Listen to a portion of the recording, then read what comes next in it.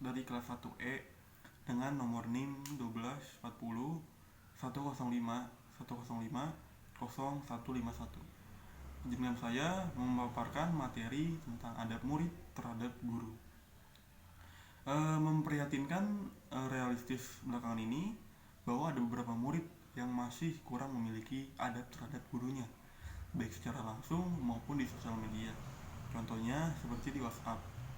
Masih kurangnya pengetahuan adab berkomunikasi terhadap guru.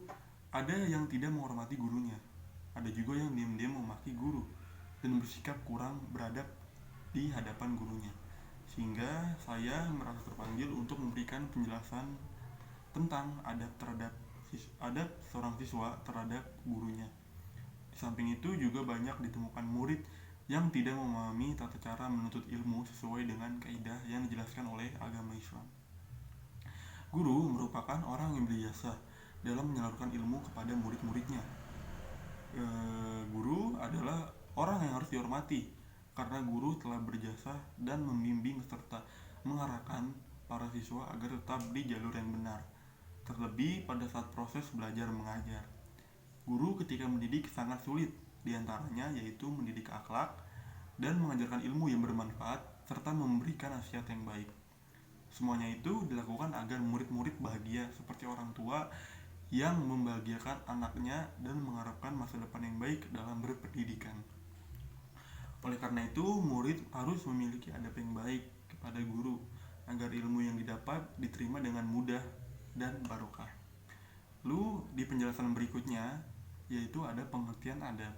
Adab menurut bahasa, arti bahasa adalah kesopanan, tingkah laku yang pantas, tingkah laku yang baik, kehalusan budi dan tata susila. Adab juga bisa berarti pengajaran dan pendidikan yang baik, sebagaimana sabda Rasulullah SAW. Sesungguhnya Allah Azza wa Jalla telah mendidikku dengan adab yang baik, dan jadilah pendidikan adabku istimewa. Hadis riwayat Ibnu Mas'ud, Profesor Dr. Jaman Nur, dalam bukunya Tasawuf dan Tarekat Naqsyabandiyah, pimpinan Profesor Dr. Haji Said Syekh Qadirun Yahya memberikan pengertian adab dalam Islam sebagai tata cara yang baik atau etika dalam melaksanakan suatu pekerjaan, baik ibadat maupun muamalah. Karena itu ulama menggariskan adab-adab tertentu dalam melakukan suatu pekerjaan, melakukan kegiatan sesuai dengan tuntunan Al-Quran dan Al-Hadis. Lalu di penjelasan berikutnya yang kedua yaitu pentingnya memiliki adab terhadap guru. Dalam proses pembelajaran, seorang murid memerlukan bimbingan dan arahan dari seorang guru. Maka dari itu, proses pembelajaran seseorang murid wajib memiliki adab terhadap gurunya. Karena Rasulullah SAW mengajarkan umatnya untuk belajar adab terlebih dahulu baru menuntut ilmu. Oleh karena itu, ada adab tertentu yang harus diperhatikan seseorang murid terhadap gurunya, sebagaimana dinasihatkan oleh Imam Al-Ghazali dalam risalahnya yang berjudul Al-Adab Findin dalam Majmu'ah Rasail Al-Imam Al-Ghazali, yaitu Kairo Al-Akhmutabah At-Taufiqiyah pada halaman 431. Lalu penjelasan yang ketiga yaitu adab yang bisa dilakukan terhadap guru. Ada beberapa macam-macam adab murid terhadap gurunya menurut Imam Al-Ghazali, yaitu yang pertama, mendahului beruluk salam. Seorang murid hendaknya mendahului beruluk salam kepada guru.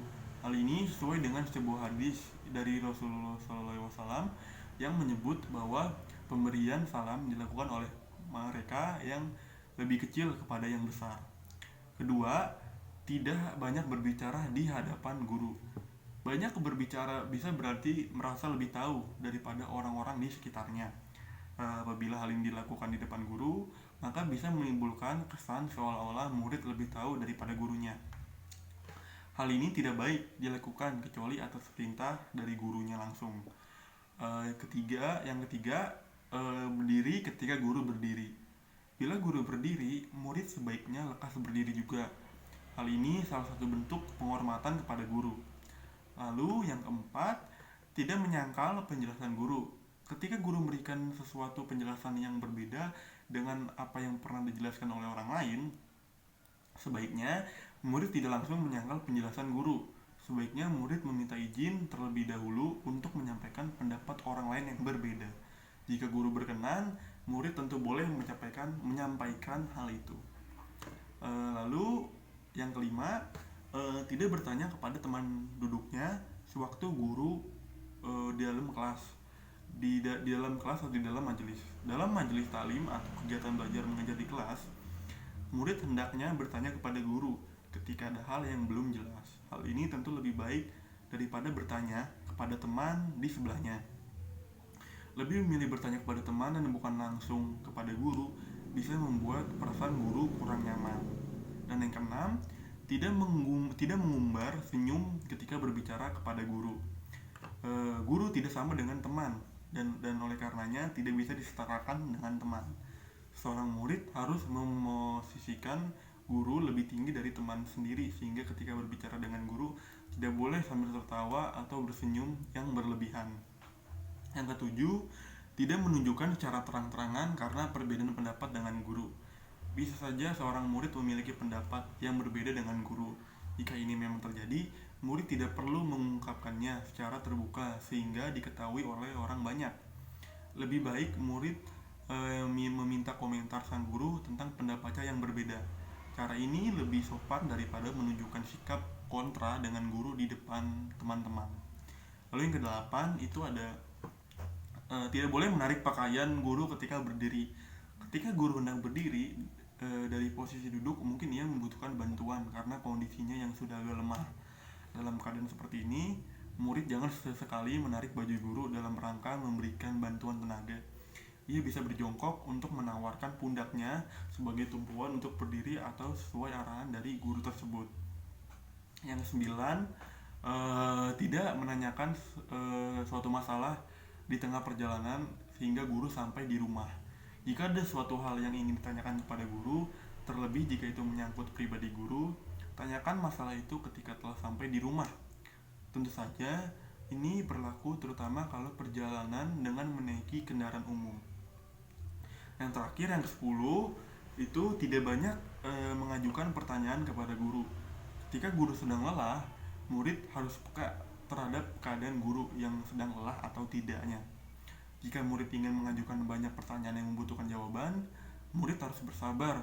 Dikhawatirkan guru kurang berkenan menjawab sebab memang sedang lelah sehingga membutuhkan istirahat untuk memulihkan staminanya. Lalu kesimpulan dari materi ini adalah adab menurut arti bahasa adalah kesopanan, tingkah laku yang pantas, tingkah laku yang baik, kehalusan budi dan tata susila. Sesungguhnya adab yang mulia adalah salah satu faktor penentu kebahagiaan dan keberhasilan seseorang. Begitu juga sebaliknya, kurang adab atau tidak beradab adalah tanda jelek dan jurang kehancurannya. Di dalam dunia tarikah, hubungan seorang murid dengan guru merupakan sesuatu yang sangat penting untuk diperhatikan, karena hubungan tersebut tidak hanya sebatas kehidupan di dunia ini, tapi akan terus berlanjut sampai di akhirat kelak. Macam-macam adab kepada guru yaitu memuliakan guru, mendoakan kebaikannya, rendah diri kepada guru, menghadirkan hati dan perhatian dengan saksama, dan bertanya kepada guru. Lalu yang terakhir, membela kehormatan guru. Baik, mungkin itu saja pemaparan materi yang sudah saya jelaskan. Kurang lebihnya mohon maaf. Wassalamualaikum warahmatullahi wabarakatuh.